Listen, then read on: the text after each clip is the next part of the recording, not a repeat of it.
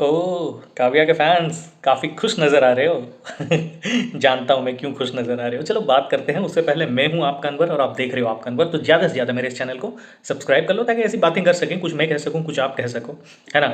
तो जैसे आज के एपिसोड में हमने देखा मतलब कल का जो भी एपिसोड था उससे 1 हफ्ते बाद वाली स्टोरी दिखाई, जिसमें काव्या थोड़ी-सी नॉर्मल नज़र आती है और अपने डेली काम पे लग जाती है, अपनी आईएएस की जॉब, है ना?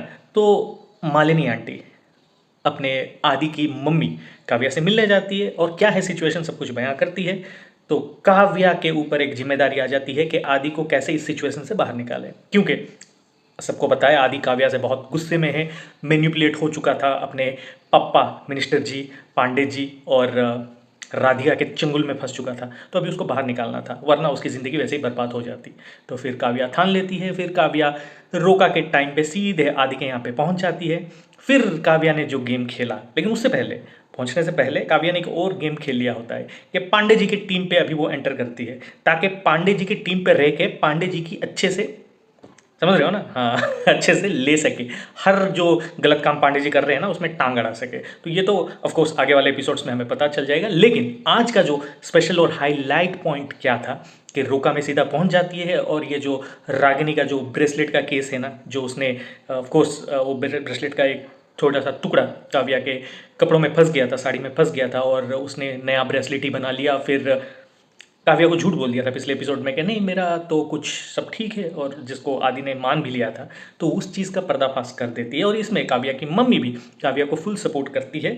और अब कोर्स वहाँ पे ख़त्म होता है और हमें जो कमिंग सून वाला जो एपिसोड में यही दिखाई दे रहा है कि जैसे कि आदि और काव्या की शादी हो चुकी है। मतलब अभी सस्पेंस ये है कि अभी क्या होगा, जैसे कि आदि और काव्या क्या एक प्रॉपर जैसे दोनों घर वाले राजी होकर शादी करते हैं, या फिर वो जाके मंदिर में अपने आप दोनों शादी करते हैं। तो ये सारी चीज़ें ऑफकोर्स आगे समझ में आएगी, शायद आगे आने वाले 2-3 या फिर 1 हफ्ते बाद के एपिसोड में समझ में आएगा कि क्या हो रहा है, मतलब कैसी शादी हुई है तो समझ में आएगा। लेकिन सबसे इंटरेस्टिंग पॉइंट अब ये रहेगा कि जब काव्या नेताजी के घर में एंट्री लेगी और नेताजी के जो हरकतें हैं ना, मतलब इसमें एक ऐसा चीज़, एक फाइट देखने को मिलेगा, मतलब खट्टा मीठा किस्म का, नेताजी मतलब ससुर जी और काव्या एज बहू, ये बहुत ही मतलब इंटरेस्टिंग रहेगा। और ऑफ कोर्स इसमें बहुत सारे चैलेंजेस रहेंगी। तो ये सारी चीज़ें ऑफ कोर्स आगे आगे देखने मिलेंगी, जो कि सबसे बेस्ट पॉइंट रहेगा इस शो का।